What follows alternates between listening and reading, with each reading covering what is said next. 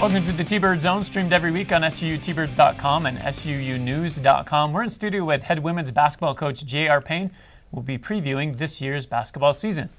Coach, the season really already underway. The team's 1-4. Yep. A couple of really close games. And what's your take on the season as it's gone so far? Well, considering a lot of the adversity we faced so far with injuries and such, I'm really excited that we've even been in the close games. You know, 3 of our first 5 games have come down to 1 possession, 1 point games, and which is just remarkable with all the young kids that we have. So I'm really, really proud of how we've done. I feel like with those close games, we easily could be 3-2, which would feel a lot better. You know, as competitive people, we all want to win, and those 1 point losses are just devastating. But it's a process, and so I feel good about where we are. Okay. Well, you talked about the young players that are on the team. Kyle Newhouse had found that the team's the 4th youngest team in the nation. With really, you have 1 junior on the squad, and then underclassmen. Everybody's, young pups, we call them. Yeah. Well, and you talked about several of those games coming down to that last possession. And in the coaches' luncheon yesterday, held every Monday, you talked about how it's your freshman point guard that the mantle is on her. That it's up to her to take that last shot. Talk about that a little bit. Well, Haley Mandelko is her name. She's a freshman point guard, as you said, from little town in Nebraska, and she's just a tremendous, tremendous player. She's just going to have a phenomenal career here. But she's our best offensive weapon right now. She's got great court vision. She understands the game really well. So yes, in those 3 games that have come down to the wire, we've put the ball in her hands 3 times. The first time was at Santa Clara, and her shot went about as far down as it could go before it came out. So she just barely missed that game winner. And then the second one, she was double teamed and dished to somebody for an open shot. But the third one, she did put it in. And but she's tremendous, and we told her after the first one, you're going to take a lot of game-winning shots, and we'd rather have the ball in her hands than anyone else's. So. Well, Mandelko, the leading scorer so far on the team this year.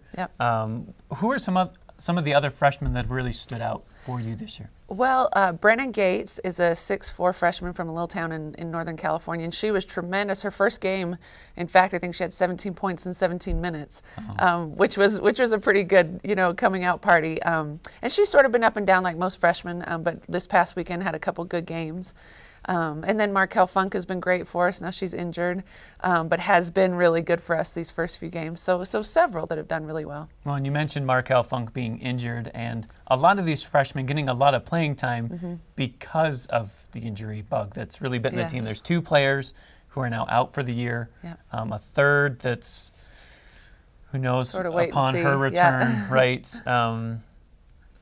Is this one of obviously this isn't one of the years where you're, as a coaching staff, you go in, man, I hope we get a lot of injuries so our young players can get a lot of experience. But do you see this paying off long term?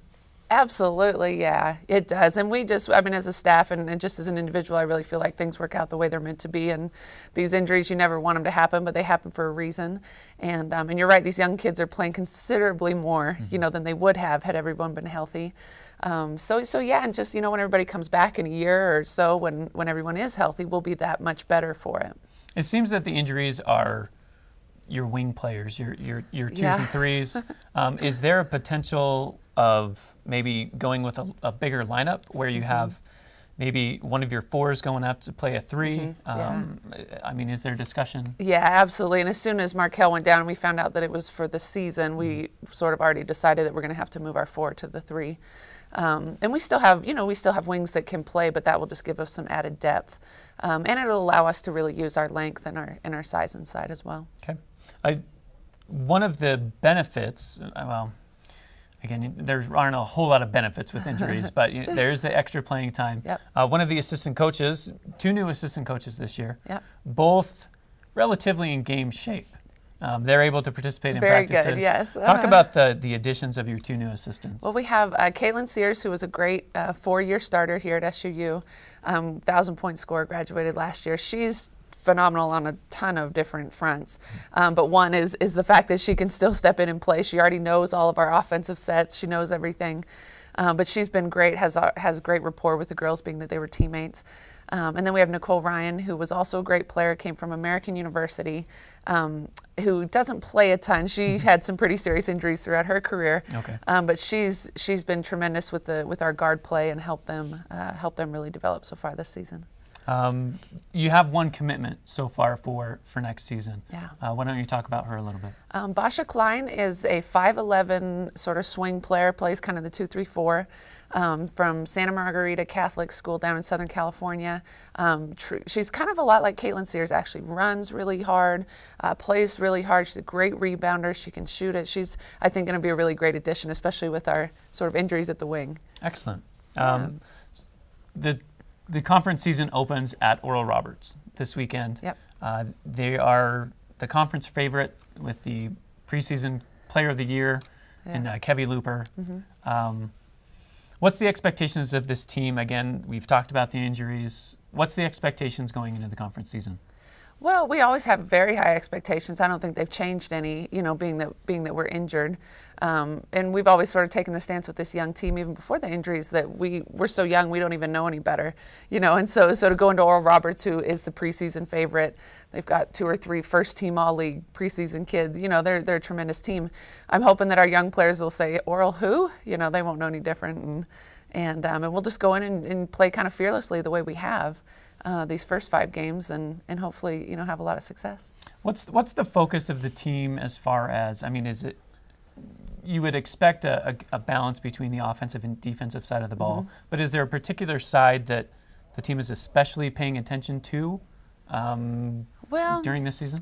I don't think so. I think we always try to keep a pretty healthy balance between the two. One area that we've really focused on is transition offense, which has always sort of been our thing. Now with limited numbers, we might have to scale back a little bit, but that's always the very first focus of our offense, and then rebounding.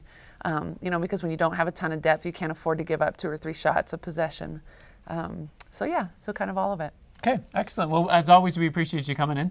And you've been watching the T-Bird Zone. Again, you can watch this every week on SUTBirds.com and SUUnews.com. Once again, thanks for coming in. My pleasure. We'll see you next week.